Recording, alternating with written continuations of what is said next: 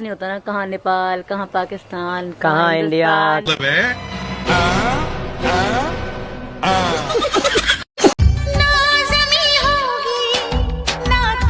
आप लोग कैसे होगा भगोड़ी तेको, क्योंकि तूने अय्यासी करी है सारी जगह में, इसलिए तो तेरे को याद है। पाकिस्तान में अय्यासी करी जहीर जफर के साथ में, फिर नेपाल आई लप्पू के साथ अय्यासी करी, अब इंडिया में आके अय्यासी कर।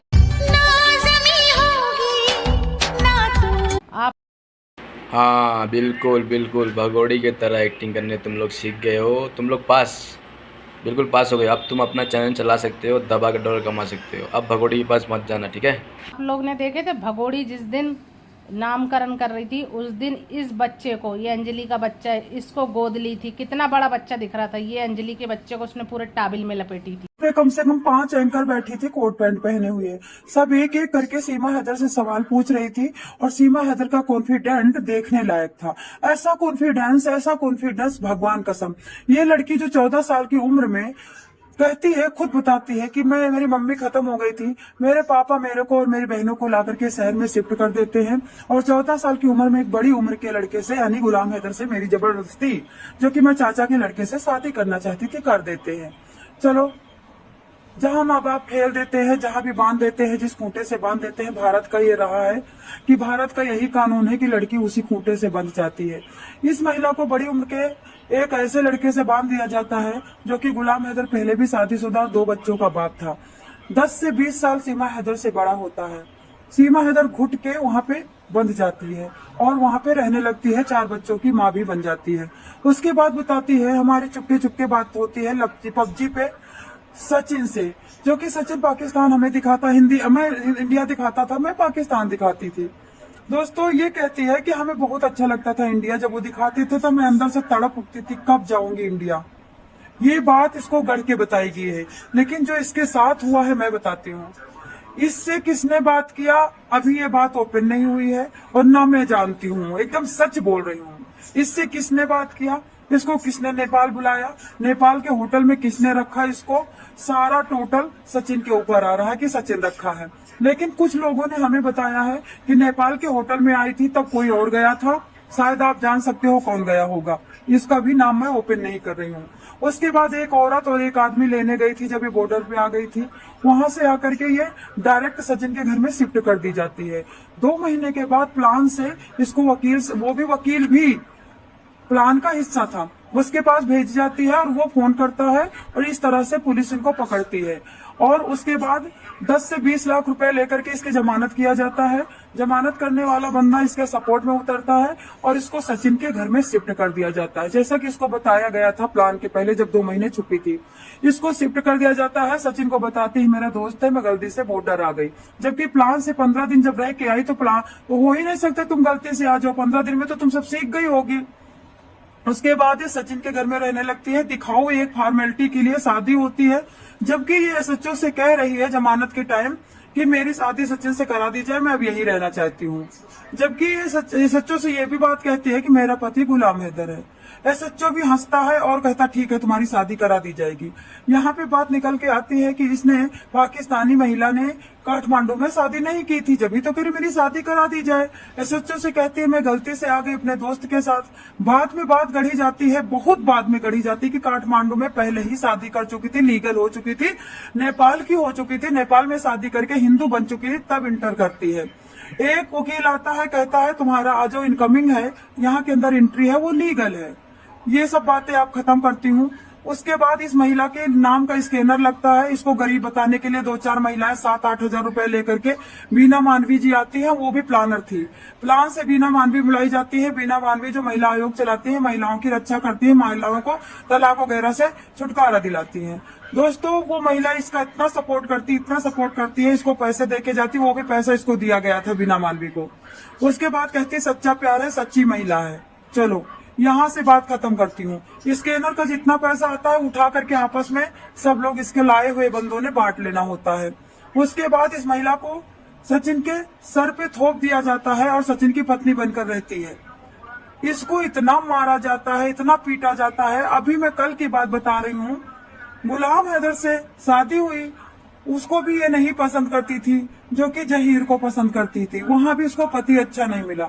उसके बाद ये जिसके झांसे में आई उसने भी अपने पास नहीं रखा, क्योंकि इंडिया का डर है, पुलिस का डर है, समाज का डर है, बीबी का डर है। बीबी छाती पे चढ़ी हुई है, जिस बंदे ने लाया उसकी बीबी छाती पे चढ़ी हुई है। अंगूठी अपनी पहनाई जाती है, इसको अंगूठी सचिन की नहीं पहनाई जाती, अपनी पहनाई जाती है बताने के लिए कि तू मेरी है। दोस्तों, अभी आज की डेट में इस महिला को जबरदस्ती बच्ची खरीद के दी गई है, बच्ची की सेवा कराई जाती है, खूब पैसा कमाया जाता है, बीमारी अजारी में मारा जाता है, नचवाया जाता है। यूट्यूब से जो पैसा आता है उसको भी बांटा जाता है, बाहर से जो फंड आता है उसको भी बांटा जाता है। और इस महिला की इतनी दुर्दशा है, इतनी दुर्दशा है, ये रो रो के जीवन काट रही है। ये अंदर से मुस्लिम है, ऊपर से ये हिंदू बनी हुई है, अंदर से ये सच्ची पाकिस्तान जाना चाहती है, ऊपर से कहती है मैं हिंदुस्तान में रहूंगी। दोस्तों, इस महिला की जो अंदर की कंडीशन है टोटल मेरे को पता है, पर बस उस बंदे की ना मैं वीडियो लगा सकती हूँ ना उसका नाम ओपन कर सकती हूँ।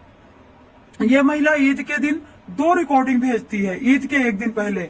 जिसको रिकॉर्डिंग भेजती है वो पूरा खुला सबको देता है, चलाओ, जिससे कि सीमा हैदर को सब लोग जान सके कि सीमा हैदर तकलीफ में है, सीमा हैदर को किसी तरह से डिपोर्ट करने की कोशिश की जाए।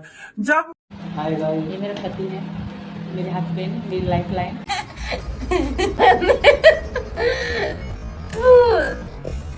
जिंदगी मैं कोई जासूस नहीं हूँ, मैं इनकी मोहब्बत में आई हूँ। ओ भगोड़ी, हमेशा तेरे को समझाते हैं जितना मिल जाता है ना उतने में खुश रहे और बिल्कुल नजरें नीचे करके। ये 2 टके की नचनिया कौन होती है हमारे खिलाफ वोट डालने वाली? हम डालेंगे तो आंखें इतनी बड़ी बड़ी कर लीजिए। अब इसकी औकात देखनी है मैंने, इसको यहाँ पे कोई राइट नहीं है। किसी के जो लोग गलतफहमी में है ना कि ये भाभी जब तुर उड़ जाएगी ना पता भी नहीं चलने वाला किसी को। चल बहन, तो किसी के भी खिलाफ नहीं कर सकते भगोड़ी। दोस्तों, आज मैं बात करूंगा सीमा हैदर की एक नई अपडेट के बारे में। आपको तो पता ही होगा ये पाकिस्तान के अंदर ये सीमा भगोड़ी कौन कौन से गुल खिला के आई है और यहाँ इंडिया के अंदर कौन सा गुल खिला रही है। दोस्तों, ये हिंदुस्तान की नागरिकता पाने के लिए कहाँ तक गिरेगी? जी हाँ दोस्तों, सीमा हैदर गिर चुकी है भारत की नागरिकता पाने के लिए। दोस्तों, इसने अश्लीलता की हदें पार कर दी है, ड्रामेबाजी की हदें पार कर दी हैं। दोस्तों, इससे घटिया औरत जो हैदर बोल रहा है कि हम यहाँ पर आएंगे, और मुझे तो नहीं लगता ये बच्चों की उस वजह से आ रहा है। पर बच्चे की माँ जब बच्चों को छोड़कर ये सऊदी अरब चला गया था तो बच्चों की माँ जब क्यों नहीं देख रहा जिंदगी में था। ये औरत बिल्कुल एक नंबर की छिनड़िया है, इसको कोई काम नहीं है। एक छोटे से बच्चे को 2 बिलान के बच्चे को लेकर छत पे हम सीमा मीना ये सोचते होंगे हम चौथी बच्ची को देखकर दुखी हो गए। अबे कौन सी बच्ची? लेकिन इस औरत को तो सिर्फ डॉलर बनाने के अलावा और कुछ है ही नहीं। उस छोटे से बच्चे को लेकर वो घूम रही है, देखो पता नहीं कपड़ा ही, मुझे तो लग रहा है कभी तो वो बच्चा इतना बड़ा दिखाई देता है, कभी तो बच्चा इतना बड़ा, कभी इतना सा। दोस्तों, अब नहीं बचेगी ये सीमा भगोड़ी मोमिन मलिक सर के हाथों से, और गुलाम हैदर अपने बच्चे लेके जाएगा पाकिस्तान को।